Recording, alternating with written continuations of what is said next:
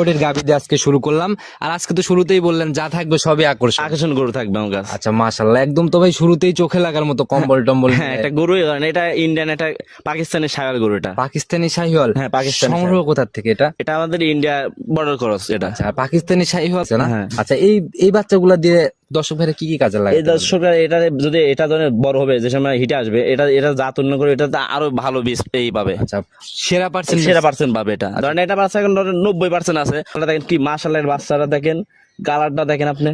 আচ্ছা, একদম মায়ের মতো। না হয় মায়ের মতো, নাভিও আছে, কুম্বলও আছে। আচ্ছা, বান চারটাও দেখেন, যার ধরে ছোট বাচ্চা বান আছে, এখন ধরেন কি বড় ছোট বাচ্চাতেই নাভি কম্বল গুলো স্পষ্ট চোখে লাগতেছে। হ্যাঁ, তো এগুলা দর্শক ভাইরা সরজমিনে দেখলে কিন্তু আরো ভালোভাবে বুঝতে পারবে বিষয়টা। সরজমে খামে আসলে আরো ভালো হবে। নিজের দায়িত্ব সবকিছু দেখে নিতে। বারবার ভিডিও হ্যাঁ, আমাকে বারবার দেখাবে যে ভাই আমাকে আইডিয়া কি দিয়ে দেওয়া যাবে?